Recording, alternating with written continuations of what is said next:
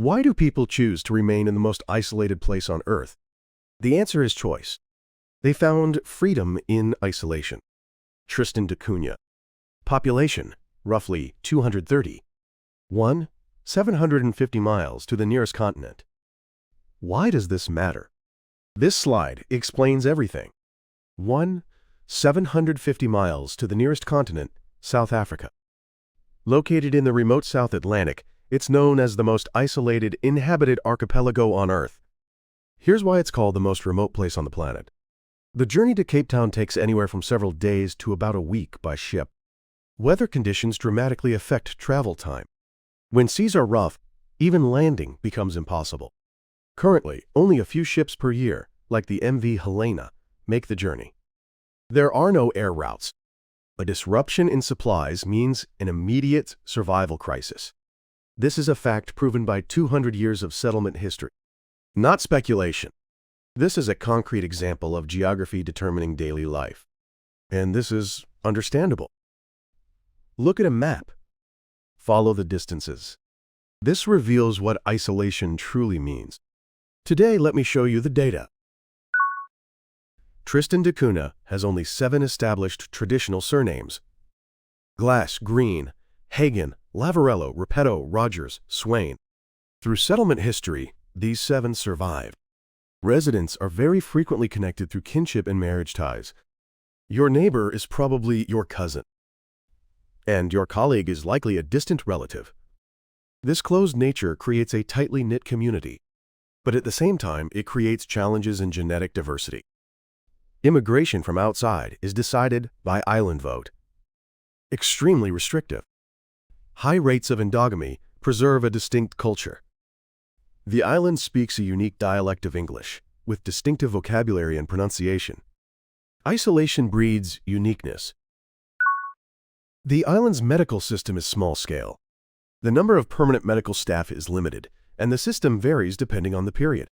If you need specialized medical care, it's a several-day to week-long voyage to Cape Town. Emergency evacuation options are limited. Including ship support, responses are heavily dependent on weather conditions. When seas are rough, no one comes. Communications rely primarily on satellite systems. While improvements have been made in recent years, speed and cost remain significantly more constrained compared to the mainland. Phone calls are also satellite-based, with unstable call quality. The healthcare and communications you take for granted. Here, they're luxuries. Isolation demands a price. The island's economy runs on lobster fishing. Tristan Lobster has earned MSC certification. It's valued worldwide as a sustainable luxury food product, primarily exported to the United States, Japan, the EU, and Australia. Most islanders are employed by the government or lobster processing plant, earning wages. The tradition of self-sufficiency remains. Agriculture and livestock play a supplementary role. But in modern times, a monetary economy has taken root, where people earn wages and purchase imported goods at supermarkets. In 2020, roughly 266,000 square miles of ocean surrounding the island were designated as a marine protected area. Bottom trawling and similar practices are prohibited, balancing sustainable lobster fishing with ecosystem protection. This isolated sea has also gained attention as one of Earth's last natural sanctuaries. Isolation is being transformed into environmental conservation value. In 1961, the Queen Mary's Peak volcano erupted. Islanders evacuated en masse to Britain, roughly 260 people. The British government encouraged permanent settlement. Employment, housing, education, everything was provided. But 2 years later, many islanders chose to return. They chose the island's isolation over Britain's convenience. Why? A strong sense of community, attachment to the land. For them, isolation was freedom. For them, convenience was constraint. This choice tells the whole story. Isolation has 2 faces. On one hand, it creates strong communities and unique cultures. It's isolated from external crime, conflict, and economic crises. Social trust is high, with few reports of serious crime. Unique culture, language dialects, and traditions are preserved. On the other hand, it imposes serious costs. There's a lack of higher education opportunities. Young people are forced to leave the island. Access to specialized medical care is difficult. Economic opportunities are limited. Career options are restricted to fishing, farming, and public service. Isolation exists on the boundary between freedom and constraint. Islanders live on that boundary line. Moreover, a new threat has emerged in recent years: climate change. Rising sea surface temperatures in the South Atlantic. Increasing trends in marine heat waves. These are impacting coastal ecosystems and fisheries. Small islands and remote communities are highly vulnerable to logistics disruptions and extreme events. If sea conditions worsen, ship services become even more unstable. In remote areas with no alternatives, impacts directly affect daily life.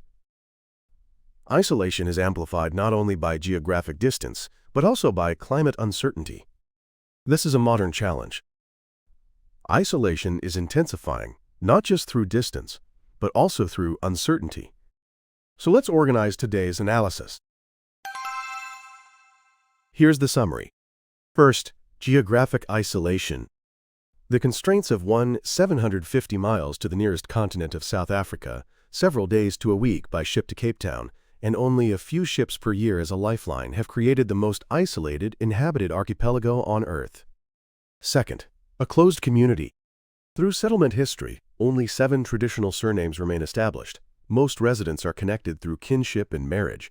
Immigration from outside is extremely restrictive, and strong cohesion and unique culture are preserved. Third, a sustainable economy. MSC-certified lobster fishing is the main industry. Roughly 266,000 square miles of ocean around the island were designated as a marine protected area in 2020, and a unique system functions where wage economy and self-sufficiency coexist. If you could choose isolation in exchange for convenience, which would you choose? Is isolation freedom, or is it a prison? Let me know your thoughts in the comments. Thanks for joining me on this analysis. This channel analyzes global events through the lens of geography and economics. We deepen your understanding of the world through facts, not emotions, and mechanisms, not opinions. Subscribe to the channel and join me next time as we explore the truth about our world. I'll see you in the next deep dive.